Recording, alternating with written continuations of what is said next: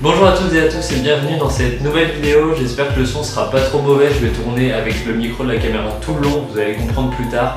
Cette semaine je voulais réaliser une vidéo sur des tips photos, des photos sympas réalisées que j'avais trouvées sur Instagram et pas trop dur à faire. Mais depuis une semaine il fait que pleuvoir, donc on va abandonner cette idée. On va aller faire des photos de pluie, tout simplement. C'est une idée qui m'est venue quand je me suis rendu compte que je pourrais pas tourner la vidéo que je voulais à cause de la pluie. Je me suis dit pourquoi pas aller faire des photos de pluie, de gouttes en macro. La pluie c'est généralement quelque chose qui nous arrête quand on va faire de la photo, alors que en y réfléchissant bien, pourquoi pas, de la contrainte naît la créativité. Là, impossible d'aller faire des photos de coucher de soleil ou des choses sympas, et on va aller faire des photos de pluie tout simplement. Et je pense honnêtement que ça peut rendre quelque chose de sympa. Il pleut plus depuis maintenant quelques heures, donc c'est parfait, on va pas se mouiller, mais je pense qu'il reste pas mal de gouttes sur les feuilles, les flaques d'eau, etc. Pas mal de possibilités pour des photos sympas. Je sais pas du tout ce que ça va donner cette vidéo. Le meilleur moyen, c'est d'y aller. C'est parti!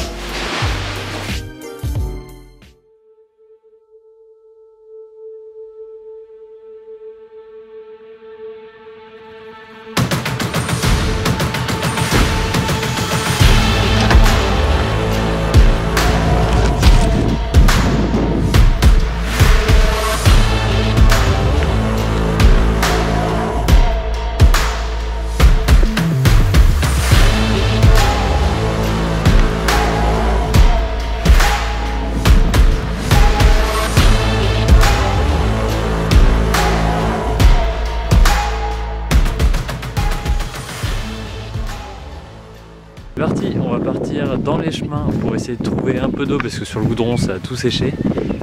Et je pense qu'on va pas trop tarder à pouvoir trouver une première photo sympa à faire. J'ai vraiment pas l'habitude de vlogger, ça fait pisse. En montant j'ai vu pas mal de fleurs au bord des routes avec des gouttes dessus, avec pas mal de choses sympas à faire en photo. Je vais quand même attendre d'être dans les chemins pour avoir un environnement plus sympa autour. J'arrive pas à parler et monter. Donc c'est parti. Première photo sympa, j'ai trouvé une petite bête, j'ai tout simplement fait un gros plan dessus avec un flou sur les feuilles. Je la trouve plutôt sympa pour commencer. C'est pas facile parce que j'ai pas un appareil photo qui est fait pour faire de l'image très rapprochée. Il est plus fait pour faire du plan large en fait. Donc c'est un petit peu un défi, mais là je trouve que la photo rend plutôt bien.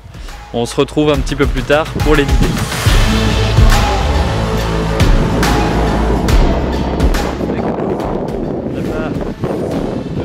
Nous y voici à cette fameuse flaque d'eau. J'espère vraiment qu'on va pouvoir faire quelque chose parce que ça fait bientôt une heure que je suis parti. J'ai fait 2 photos, je commence un peu à désespérer là quand même.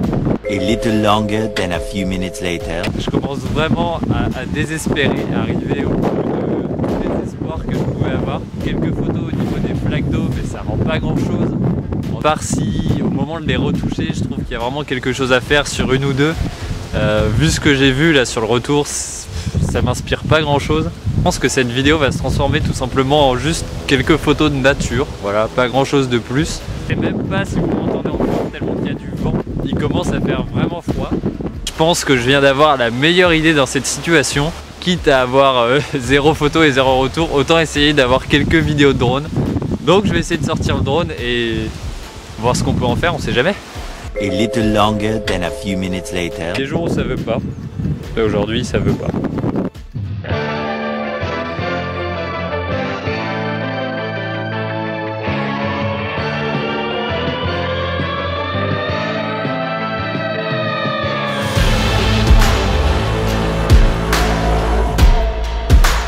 Il y a un avion, comme vous l'entendez peut-être sur la caméra, qui est en train de faire des tours, des rondes. On dirait un avion école vraiment qui fait des tours juste au-dessus de moi. Donc je vais pas prendre le risque de sortir le drone parce qu'il est vraiment très proche. La chance d'un autre malheur, l'avion vient de partir plutôt loin. En tout cas je le vois même plus, enfin si je le vois au loin tout là-bas. Je pense pas qu'il revienne. Je vais quand même tenter de sortir le drone.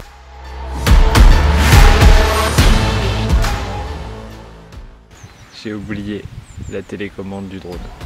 T'as bien le drone, il est là, voilà. Des batteries, tout ce qu'il faut, des cartes SD, des batteries d'appareil photo à foison. Mais on n'a pas la télécommande du drone. Voilà. Je crois que j'ai rarement tourné une vidéo aussi catastrophique que celle-là. Vraiment. Mais je pense que je vais quand même la sortir parce que c'était une aventure marrante. Bon, je vais essayer de faire quelques photos avec les gouttes sur les pétales que j'avais vues en montant au bord de la route. Et puis on va redescendre, voir un peu ce qu'on peut retoucher, essayer de sauver quelques photos. Je pense qu'il y a quand même quelques photos, notamment la première qui est pas mal. Ok, après toutes ces péripéties, il est largement temps de voir ce que ça a donné et de passer à la retouche.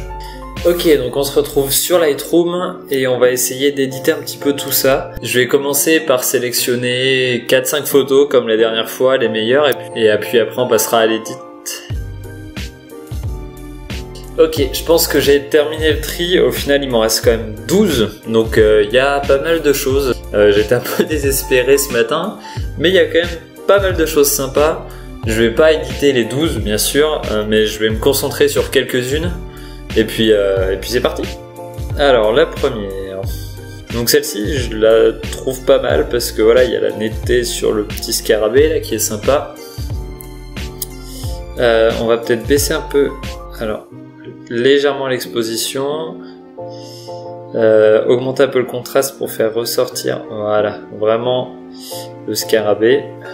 Créer cette petite vague là tout en bas, ça permet de refaire encore plus sortir les tons noirs et donc de refaire encore plus sortir le scarabée sans forcément abîmer le reste de la photo.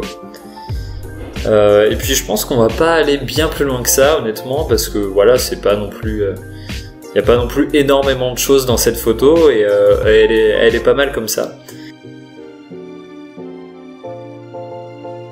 Alors celle-ci est pas mal aussi. En fait, elles sont toutes pas mal. Et en fait, sur toutes les photos, j'ai à peu près le même problème, vu que je les ai prises à la même heure, au même endroit. Et avec le brouillard, c'était très lumineux, limite cramé dans le ciel, puisqu'il était tout blanc et pas bleu. Donc je vais à chaque fois essayer de jouer un petit peu sur l'exposition, le contraste, ça va être le plus important. Et là, ce que j'aimerais bien faire sur cette photo, c'est mettre un filtre. Comme si ça avait un petit peu jauni, pour rendre un petit peu un ton ancien, comme si la photo était un peu ancienne. Voilà. On a vraiment du coup ce halo blanc ici et le tour un peu jauni, comme une vieille photo, une ancienne image. Et c'est pas mal, je trouve. Alors celle-ci, je l'aime bien parce que déjà j'ai bataillé à la faire. J'ai pas pu filmer parce que du coup j'utilisais la caméra.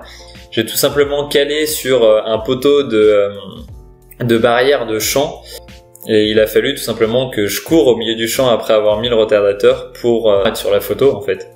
Sur celle-ci, j'aimerais bien essayer de refaire sortir du détail dans le ciel. En descendant les hautes lumières, on arrive vraiment à refaire ressortir les nuages. On va peut-être pas trop toucher les ombres parce que tout de suite ça attaque en bas.